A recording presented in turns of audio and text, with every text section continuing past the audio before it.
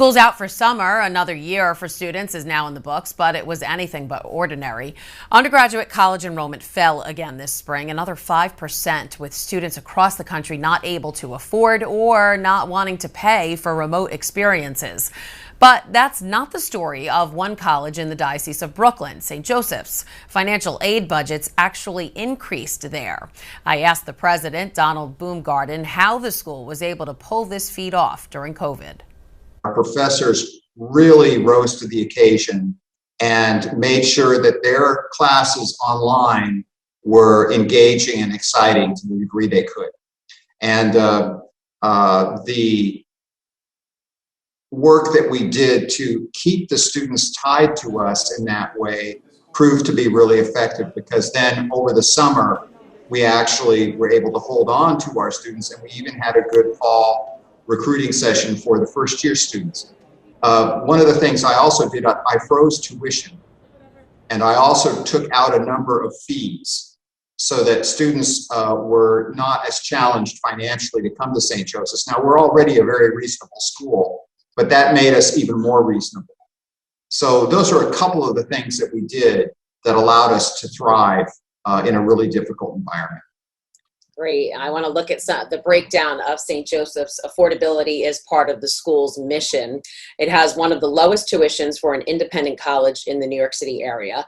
99% of students at the Brooklyn campus receive some form of financial aid. And like we mentioned, financial aid budgets have only gone up due to COVID. The college was able to disperse nearly $4 million in federal aid and over $100,000 in emergency aid. So what has been the response from students during this? Well, I think how they say the proof is in the pudding. One of the things that happened was we've had a very high retention rate, so we didn't lose a lot of students. So when they received the federal funding, they were able to, if they wished to, apply it to their bills, to their college bills. And we even had a special giving day, which we do every year. And last year's giving day to the alumni was the creation of a COVID emergency fund for our students. So we used that money, well over $100,000, to help them with things like computers and books and in some cases food and the really important things in life. So the college reached out to them with this aid, and I think the students responded by staying with us and by continuing to work hard in a really difficult situation. Also interesting, St. Joseph serves a minority-majority population here in New York City. 75% of the students reside within 10 miles of the campus. Many were worried when the pandemic began that disparities would increase and many minority students wouldn't be able to return. Well, that wasn't the case at St. Joseph's. Talk about that. Yes, we have, first of all, we have, you're absolutely right. We're a majority-minority campus here in Brooklyn. And the diversity of the campus is astonishing. In other words, we have Hispanic students, we have African-American students, we have Asian-American students, but we also have students from all over the world. I teach every year. So in the fall, I taught my course. I teach a course on American roots music, American folk music. And so I had a student in my class that was from Nepal, and he was literally in Nepal.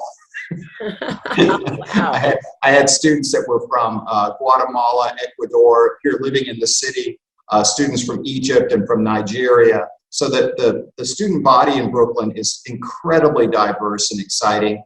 And one of the things with those students, many are first generation. College is a big deal to them and their families. It's a high priority. They want to get their degrees. Many of them are working. They had jobs. So our students that we do have, even though it's a diverse population, we've been really successful in maintaining them and, of course, in supporting them.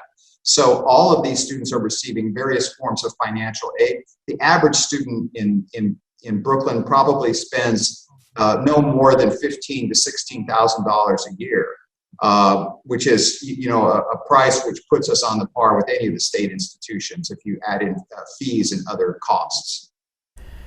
That was St. Joseph's College President Donald Boomgaarden.